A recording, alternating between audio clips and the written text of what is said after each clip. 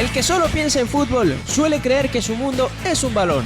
Polémicas, debates y mucho más en el programa referencia del balompié venezolano. Bienvenidos, es un balón. Hola, hola, ¿qué tal? Sean todos bienvenidos a una nueva edición del Mundo es un Balón, por acá por Radio Deporte 1590M, por nuestras plataformas digitales también, @Mundo Balón en Twitter, en Instagram, nos pueden acompañar en un programa súper especial. Yo sé que yo repito mucho esta frase en cada uno de los programas, ustedes dirán, este muchacho así fastidioso, súper especial acá, pero este lo es. Créame que este y todos los que vamos a tener en este seriado que vamos a hacer, ya les voy a explicar por qué, van a ser súper especial, porque hoy nos queremos salir un poquito del molde, salir un poquito de la dinámica que ya veníamos trayendo. Hoy queremos darle un aporte al fútbol. ¿Y por qué un aporte? Queremos dar a conocer esas cosas que por allí el fanático, usted que nos ve, que nos escucha en su casa, colegas, amigos y demás, mamá, papá, niño, que por ahí usted no conoce y que se están haciendo. Porque hay muchas cosas positivas que se están haciendo y que no se conocen, como hay otras cosas negativas que sí, que todo el mundo lo conoce, pero hoy vamos a hablar de lo positivo y vamos a aportar para esas posibles soluciones de cara a que nuestro fútbol siga creciendo, siga evolucionando y teniendo una mejor cara tanto acá como afuera. Así que, como siempre, en la producción va a estar Fabricio Cusola, Alejandro Martínez Campo, el gran Brian Márquez del Llanito, en los micrófonos Elías López, Raúl Zambrano, Jorge Alberto El Sudo Rojas, que nos acompañará durante los próximos programas allí también con nosotros, quien les habla, Carlos Quintero, para una nueva edición del Mundo es un Balón. Les vamos a explicar la dinámica. Nosotros vamos a conversar con los actores, ya entiéndase, los actores del fútbol, estas personas que hacen vida en el fútbol y que de alguna manera hacen que sea posible todo lo que vemos en estos 90 minutos y demás, el crecimiento de nuestros futbolistas. Hay muchas personas y que durante esta dinámica de programas que vamos a hacer, usted lo va a entender. Así que bueno, voy a presentar a mis compañeros. Para este programa súper especial arrancaré con el más chiquito, el señor Elías López, de las Minas Front. Elías, bienvenido. ¿Cómo está usted? Bien, Carlos, Raúl, muchísimas gracias por la bienvenida. Estoy muy contento y muy entusiasmado por lo que van a ser estos próximos programas, como tú le decías, este seriado, porque sí, nuestro fútbol venezolano, como tú lo decías, tiene muchas cosas malas, pero también tiene muchas cosas positivas que a veces hay mucha gente que no las ve y que no las incluye, ¿no? Nosotros desde nuestro espacio siempre hemos intentado darle vitrina, ¿no? A esas cosas buenas que se hacen. Por supuesto, también hablamos, debatimos y criticamos cuando se tiene que criticar, pero también hay que darle vitrina a estas cosas buenas que se están haciendo ya desde hace años y que, bueno, se ven poco a poco reflejadas en el crecimiento del fútbol nacional. Tal cual, señor Elías. Y de Río Caribe para el mundo, para este programa de Un Aporte para el Fútbol, Raulito, bienvenido. Raúl, ¿cómo estás? Bien, Carlitos, gracias. Complacido, ¿no? por empezar este nuevo mini proyecto, ¿no? Entre la larga cuarentena que llevamos, porque si bien el fútbol nacional ha estado en boca de muchas personas últimamente por lo negativo, hay que recordar una cosa: en lo positivo, el autobús siempre va a estar lleno, siempre va a estar lleno, siempre va a haber mucha gente montada en el bus, pero en los momentos de dificultad, ¿cuántos se montan a aportar? Bueno, nosotros vamos a aportarle algo al fútbol. ¿Y cómo va a ser? Bueno, trayendo a los actores de cada una no solamente los jugadores, porque el fútbol, si bien los futbolistas son los más importantes, también hay muchísimos actores alrededor de ellos para que todo esto sea posible. Es así, y hoy en Un Aporte para el Fútbol, así se va a llamar nuestro programa, Un Aporte para el Fútbol, trataremos de darle esa visión para que tengamos soluciones y tengamos aportes positivos para nuestro querido y adorado fútbol. Vamos a arrancar este seriado. Para nosotros es un honor y un gusto que nos pueda acompañar alguien que conoce bien de fondo lo que es el fútbol nacional, que tiene casi 9 años en lo que es la dirección del fútbol, la parte directiva, dirigencial del fútbol nacional, que pasó por un equipo de la Liga Fútbol, que bueno, está en un equipo de la Liga Fútbol, fue presidente de la Liga Fútbol como tal, y sabe muy bien de esto que estamos hablando nosotros y que estamos pregonando también con este programa. Así que vamos a dar la bienvenida al señor Rubén Villavicencio. Rubén, bienvenido al Mundo es un Balón y a este programa Un Aporte para el Fútbol. ¿Cómo te va, Rubén? Saludos cordiales, Elías, Carlos, Raúl y a todos los que nos escuchan. Bueno, complacido por la invitación y de verdad que temas como estos, muchas veces uno critica que se habla más de las cosas que están alrededor del fútbol negativas que del fútbol mismo, pero quizás estos elementos adicionales positivos son los que hay que enfocarse y también hacerlos públicos, porque muchas de las cosas, de estos contrastes que existen entre el fútbol pasado y lo que se está haciendo hoy, o debido a las circunstancias que estamos viviendo, hay que tenerlas de forma referencial para poder sacar un balance sobre si estamos haciendo bien las cosas o no las estamos haciendo. Y bueno, de verdad que estos son espacios que hay que rescatarlos, impulsarlos y bueno, y a ustedes felicitarlos por esa iniciativa, ¿no? Muy bien. Gracias a ti por acompañarnos. Y bueno, contigo vamos a este puntapié inicial, ¿no? En este partido, en este seriado que vamos a hacer de un aporte para el fútbol. Y yo quiero arrancar la entrevista preguntándote sobre eso, ¿no? Nos contabas que, bueno, tienes en el fútbol desde el 2011 y quiero que nos muestres esa visión, ¿no? De lo que había en ese momento, de alguna manera, qué implementaron o qué implementaste para ir cambiando, ¿no? Esa dinámica que ya se tenía y que ha mejorado, ha potenciado de alguna manera tanto el club donde estás como lo que fue la Liga Fútbol. Sí. Bueno, mi visión venía de la visión común de un futbolero que siempre tiene el deseo de creer tener todas las respuestas ante la falencia del fútbol nacional. Y cuando uno llega a esta posición, se da cuenta de lo difícil y lo complejo de la situación.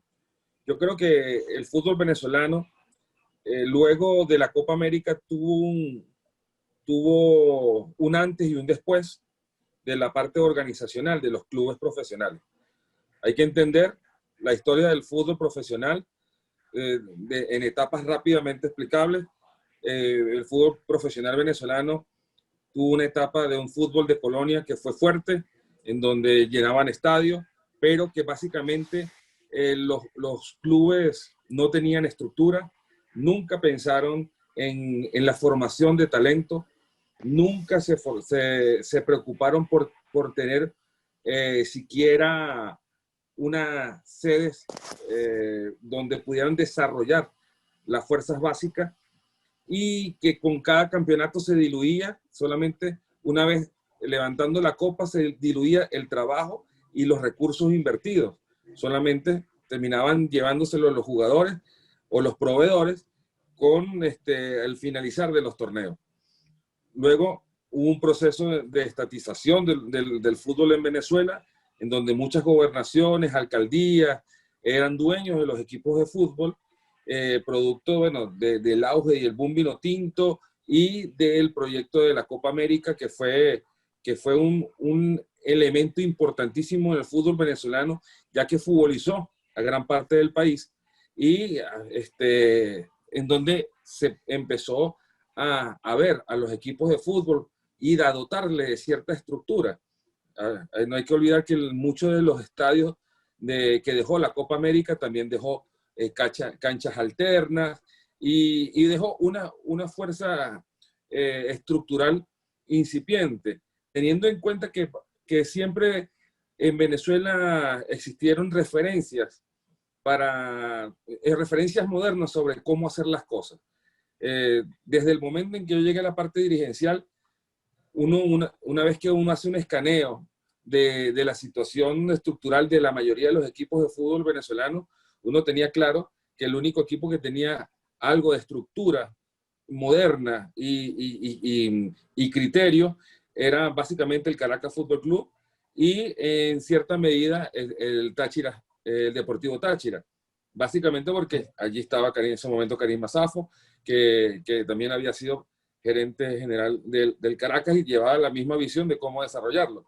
Pero la mayoría de los equipos terminaban siendo proyectos deportivos anuales que se montaban un equipo, más que clubes, eran equipos, en donde tenían problemas estructurales de dónde entrenar, dónde jugar, un problema que incluso al día de hoy lo seguimos padeciendo. Hoy por hoy nosotros tenemos problemas, hay equipos que, claro, no son los mismos que otrora, pero equipos que tienen problemas para el tema cuál es su sede en realidad.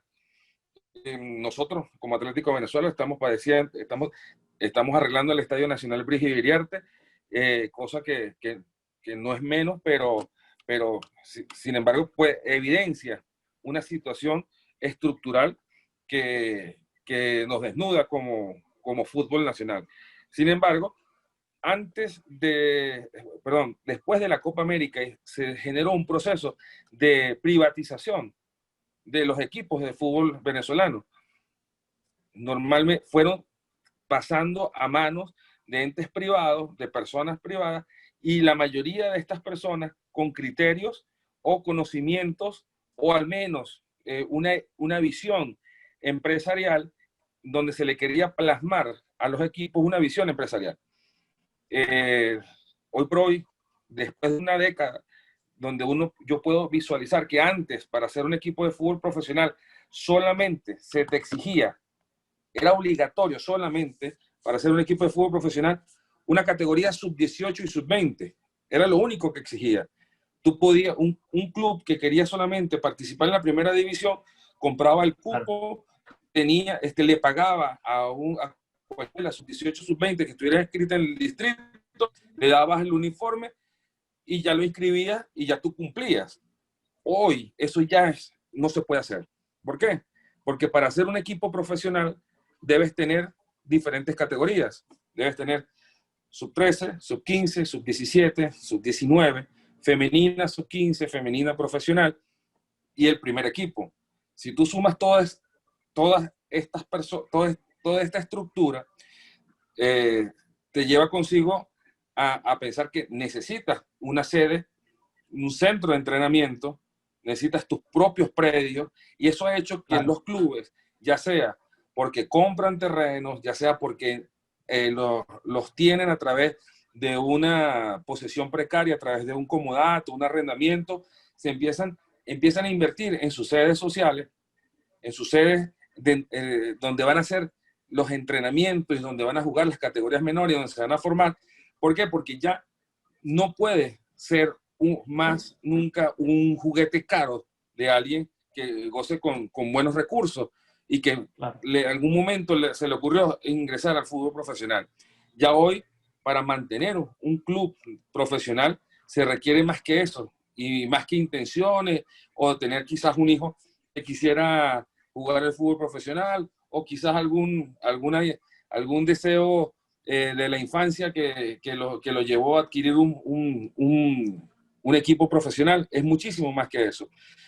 Antes era muy sencillo adquirir un equipo en Venezuela, y eso llevó que los descensos que se daban en Venezuela muchas veces eran fácilmente canjeables por compras de equipos que habían ganado los derechos deportivos para ascender.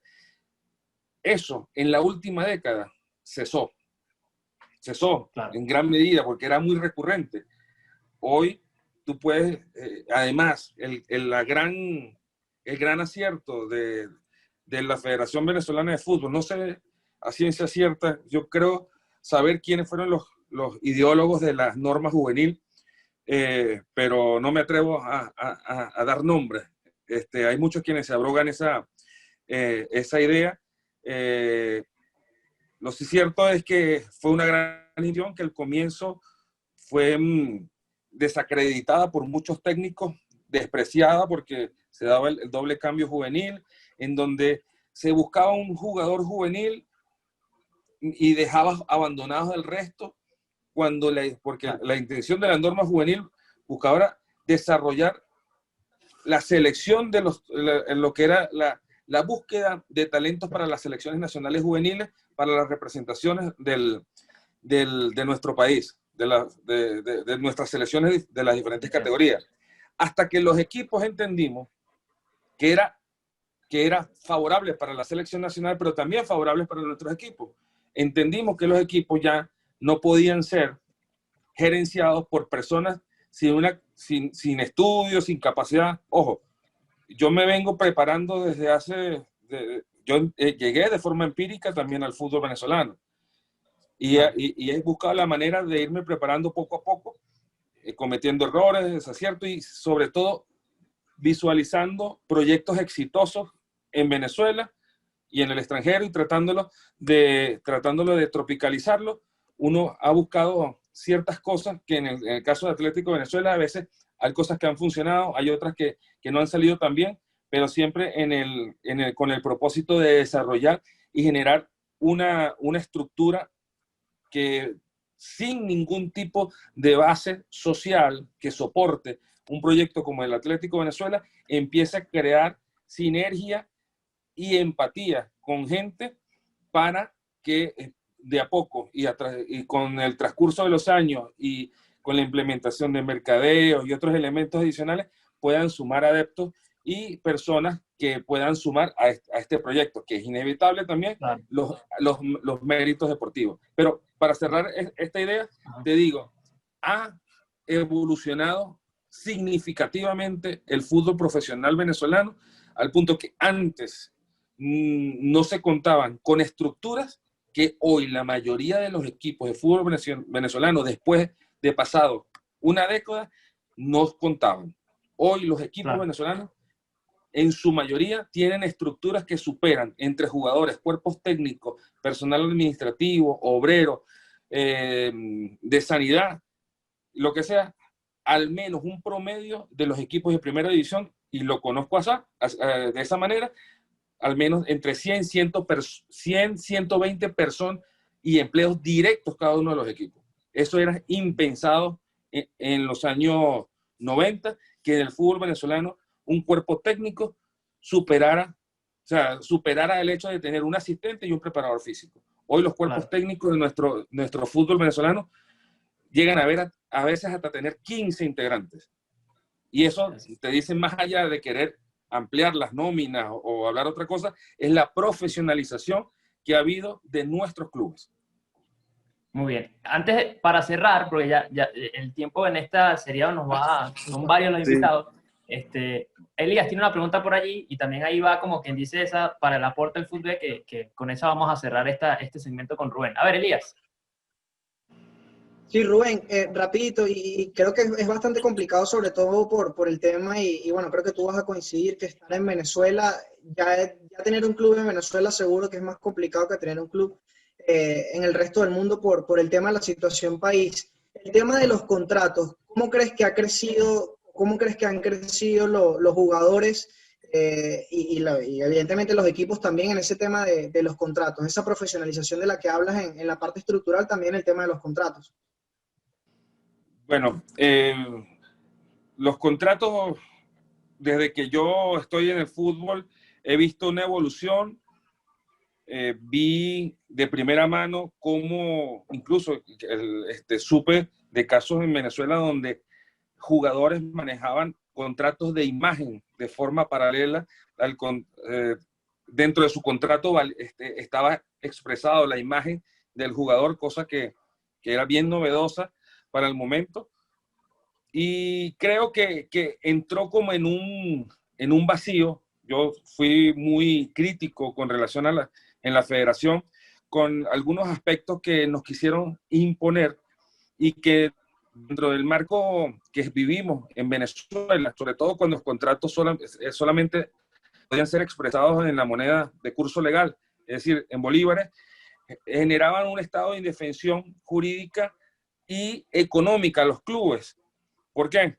Porque en algún momento se obligó que las cláusulas de rescisión fuesen de carácter obligatoria, cosa que es contrario a las teorías generales del derecho en cuanto a los contratos. Si tú quieres que existe una cláusula de rescisión, tú la puedes colocar. En algún momento en la federación nos obligaron a colocar cláusulas de rescisiones y tuvimos que utilizar subterfugio jurídico para poder seguir resguardando la integridad económica y patrimonial de los clubes. Creo que hay muchas cosas todavía por evolucionar. Creo que más allá de un intento que hubo de haber un contrato unitario, creo que no es un camino lógico. Quienes lo promulgan y lo defienden no entienden que cada caso y cada negociación es un caso individual. Rubén, ¿me puedes explicar rapidito? El contrato único. Sí, Para que la gente lo hubo entienda, eso de contrato unitario. el contrato único era una propuesta básicamente que lo que buscaba era simplificar en un mismo tipo de contrato todo, o sea, todos los contratos de fútbol venezolano. Y eso, tú puedes tener una estructura unitaria, puedes tener una estructura básica para todos, que es lo que ha generado la Federación Venezolana de Fútbol a establecernos determinados, incluso ahora nos obligan a colocar hasta las mismas cláusulas, en la misma numeración, las cláusulas. Y, sin embargo, uno trata de especificar cada uno de los contratos, pues cada relación contractual tiene elementos singulares que no pueden unificarse. Y te digo, y hay situaciones bien complejas, y te digo que en esta situación puntual que estamos viviendo a nivel mundial de la pandemia, son muchos de los contratos que hoy, pues, dependen de cómo estén redactados, puedan tener algún tipo de efectos jurídicos con relación a esta calamidad que estamos viviendo.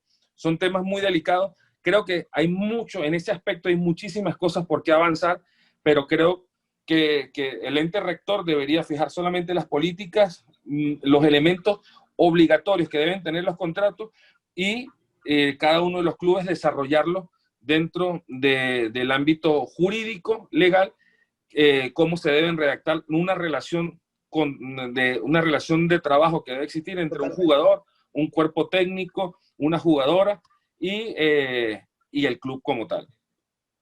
Muy bien. Bueno, Rubén, de verdad agradecerte por estos minutos, de verdad que muy precisa tu explicación y además algo que queríamos en este programa, en este seriado de Un aporte al fútbol. Nos planteaste un escenario y también nos planteaste una posible solución al tema de los contratos y creo que esa es la idea, ¿no? Como tal, así que bueno, agradecerte por acompañarnos el día de hoy acá en El Mundo es un Balón en este aporte para el fútbol.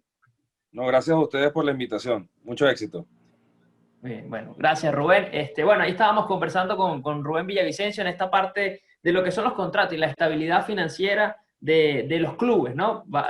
Una de estas partes importantes, ¿no? En nuestro fútbol nacional, ya vamos a tener a nuestro segundo invitado en este programa del día de hoy para que usted lo pueda escuchar. Recuerde escuchar y ver también. Recuerde seguirnos en @mundobalón en Twitter, en Instagram también, interactuar por allí con nosotros. Conéctese también por YouTube, por Spotify, por Anchor, por iBooks, también por allí para que pueda estar con nosotros acompañándonos.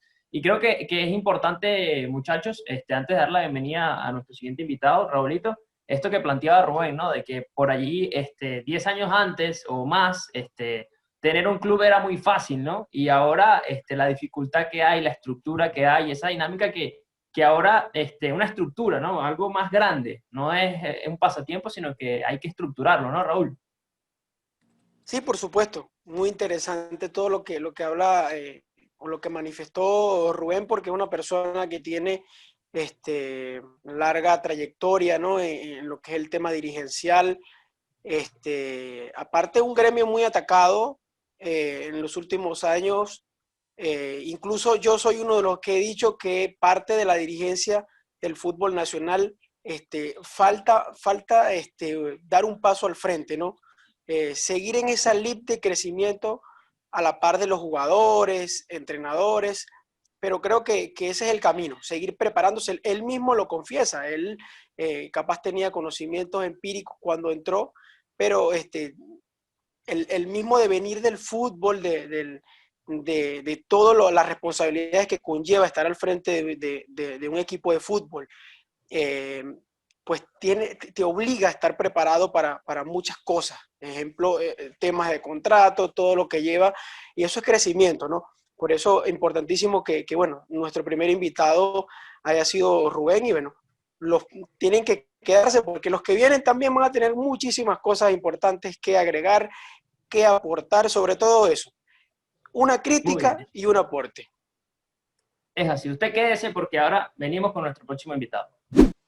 Bien, seguimos con nuestro segundo invitado del día en este aporte para el fútbol, hablando con los directivos, los presidentes que hacen vida en nuestro balompié nacional. Le damos la bienvenida a Ernesto Müller, presidente de ULA Fútbol Club y presidente actual de la AC2 del fútbol también. Ernesto, bienvenido al Mundo es un Balón y a este aporte para el fútbol. ¿Cómo te va? Hola Carlos, ¿cómo estás? saludos a toda la gente del Mundo de un Balón. Saludos, Elías. Bueno, aquí atendiendo la llamada, como siempre, cuando hace falta y bueno, pues haciendo nuestro granito de arena por el fútbol. Es así. Y hoy tenemos un programa importante, ¿no? Que lo llamamos así, un aporte para el fútbol, porque queremos conocer la visión de cada uno de las personas que hacen vida en nuestro fútbol criollo. A ver, vamos a hablar contigo del tema de la televisión, ¿no? Porque es una pieza fundamental en el crecimiento y la exposición que pueden tener nuestros futbolistas y equipos. Y tú has venido trabajando con la C2 durante todo este tiempo, 2 años ya que tienes con la segunda como presidente, todo el tema de la televisión, en alianzas. ¿Cómo lo ves tú? ¿Qué crees que ha hecho positivo hasta ahora y qué crees que se podría potenciar en este aspecto? Bueno, realmente lo fundamental se puede potenciar de todo, porque realmente no tenemos unos derechos televisivos comprados por alguna televisora. Eso ya sabemos, el tema de Gol TV, no volver a tocar el tema no vale la pena.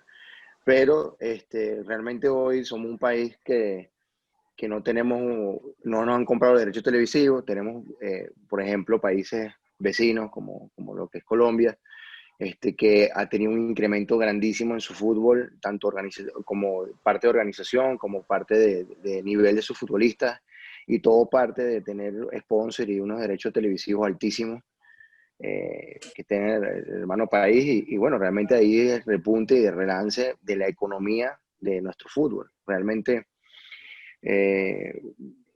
los equipos ahora están haciendo un esfuerzo, vamos a decirlo, prácticamente de su patrimonio, y se hace bastante difícil porque prácticamente el patrimonio de los equipos sale lo que sería lo que sería la producción de lo que sería la televisión, para poder expandirnos y poder tratar de mostrar a nuestros futbolistas en el extranjero y a nivel nacional. Y bueno, son cosas que la gente no ve, son las cosas o que no se saben claramente en el fútbol, pero sí, como por ejemplo hablo por la segunda división, haciendo un esfuerzo grandísimo por cada uno de nuestros presidentes, nos hemos propuesto esto. Y bueno, hemos alcanzado las cosas deseadas. Por ejemplo, vamos paso a paso y la ruta se va cumpliendo detenidamente, donde el primer año fue televisar las finales. Eso fue nuestra meta, televisar las finales. Y ya el año pasado pudimos transmitir a 11 países en simultáneo en toda Sudamérica y llegando hasta Estados Unidos. Y bueno, se lograron ventas importantes. Salieron aproximadamente unos 15, 16 futbolistas en segunda división, gracias a que podemos mostrar nuestros futbolistas en el extranjero y internamente, evidentemente. Pero para nosotros, como AC2, creemos que es vital, el corazón que puede tener una liga o que puede tener un equipo con la parte televisiva y la parte económica. Ernesto, ahora bueno, precisamente estamos en un programa de un aporte y también más allá del aporte, evidentemente hay que ir de raíz, ¿no? Y quería preguntarte por qué tú que estás en segunda y que, bueno, evidentemente en segunda todo es más complicado, pero creo que primero no escapa la realidad, ¿no? Porque en los últimos años no ha habido una televisora que se haga cargo de los derechos. Estuvo Gol TV, hubo muchos problemas económicos, TLT, pero en segunda se han hecho esfuerzos, como tú dices, directamente de los bolsillos de los equipos, ¿no? ¿Por qué crees tú que ha pasado esto? No solamente con la segunda, sino con el fútbol profesional venezolano en general, que no ha logrado llegar a una televisora a decir, mira, voy a poner el dinero y en serio ponerlo, no que sea solamente una promesa. Bueno, es difícil porque yo creo que pasa por un tema país, es un tema de país que ha sido un poco complicado. La gente, vamos a decirlo de cierta forma, ve que tenemos un diamante en bruto en nuestro fútbol, pero bueno, también le ha tenido un poco de miedo a la inversión, al país, y bueno, siento yo que es eso. Tuvimos unas conversaciones muy importantes con Win Televisión. Tuve la oportunidad el año pasado de reunirme con ellos, que es lo que transmite en Colombia, y bueno, Claro. sí, todos hablan maravilla de nuestro fútbol, todos dicen que bueno, como te acabo de decir, que tenemos un diamante en bruto, que tenemos muchísimos jugadores, que tenemos demasiado potencial, pero bueno, el tema era que le da un poquito de miedo la inversión al país. Y bueno, nosotros siempre le hemos dicho que que crean en nuestro producto, que crean en nuestro país, que están saliendo cosas buenas. Nosotros, justamente ahorita, voy a llevar a la mesa para lo que es la primera y la segunda división, una propuesta que tengo de parte de una vamos a decirlo así, un broker de streaming, están muy interesados en nuestros derechos de televisión por streaming y hacer un gran aporte, hacer un aporte con nosotros. Eso me llegó hoy justamente, hoy en la mañana me llegó. Y bueno, es cuestión de terminar de pulir vamos a decirlo así, el negocio para presentárselo a los equipos. Pero bueno, vamos trabajando. Acabamos por ejemplo, en la parte de la segunda división, yo lo estoy buscando ahora para segunda y para primera. Evidentemente somos un componente, creemos que la primera evidentemente es lo que llama más la atención. Y bueno, nosotros nos dedicamos agarramos un equipo de profesionales para que nos busquen sponsors, nos busquen la venta de los derechos televisivos. Y bueno, esta gente está trabajando muy duro y bueno, ha logrado este primer contacto. Y bueno, tenemos mucha esperanza de que podamos conseguir una venta grande próximamente con una televisora que también está palabreada, pero bueno, hasta que no tiene los papeles en la mano no podemos adelantar mucho. A ver, Ernesto, hablando de eso, me surge una duda, una pregunta, ¿no? Porque, bueno, buenísimo esta propuesta que te llegue y que, bueno, ojalá se pueda dar de la mejor manera. No sé ¿cómo lo ves tú? ¿Sería ideal para el crecimiento del fútbol que haya una sola televisora que transmita todos los partidos o que sea algo compartido para llegar a más? ¿Cómo lo ves tú allí? No, evidentemente, bueno, lo que había hecho TLT con Meridiano este año arrancando el torneo me parecía muy interesante. Mayor difusión, mayor alcance. Claro. Y bueno, ahí faltaba lo internacional, lamentablemente faltaba lo internacional, pero yo creo que yo estoy seguro de que si lo podemos conseguir cosas compartidas importantísimas, porque el reto es llegar lo más lejos posible y el reto es poder dar la mayor difusión de nuestro deporte. Yo no, creo en las alianzas, permanentemente creo en las alianzas, me ha funcionado y a la segunda división le ha funcionado muchísimo y creemos en eso. Ernesto, que ahora que Carlos toca el tema de las transmisiones, porque hay mucha gente por allí que dice, ¿por qué TLT es la televisora que tiene los derechos del fútbol nacional? ¿Por qué no lo transmiten los demás? ¿Por qué no se hacía como antes, ¿no? Que TLT estaba en un partido, Meridiano estaba en otro, TV estaba en otro, ABC estaba en otro. ¿Por qué crees tú que sea esto? ¿En realidad no ha habido una propuesta formal de esos canales para comprar los derechos? Es porque la Federación Venezolana de Fútbol, con el tema de los derechos, se ha sido muy celoso y se ha querido tener una televisora exclusiva, como se ha hecho en los últimos años y se hizo el contrato con Gol TV?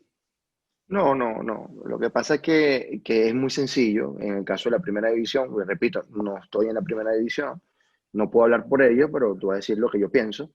Lo que yo creo es que Gol TV había contratado a TLT para que le hiciera la producción de todos los partidos de la primera división y evidentemente pues TLT lo que hacía era repartir la imagen para toda Venezuela y ya que tenía que sacar la imagen para Gol TV pues terminaba repartiéndola para toda Venezuela y bueno, hicieron algo para mí lo que tenían que hacer, pues algo ideal. Fíjate que estaban televisando ellos, TLT estaba televisando la primera división y nosotros estábamos saliendo a través de Meridiano Televisión, a través de nuestro canal de YouTube, o sea, vuelvo y te repito, yo creo que mientras más difusión tengamos, mientras más lejos podamos llegar, mientras más podamos transmitir, le va a hacer mejor vida a nuestro fútbol. Porque aquí, ¿qué pasa?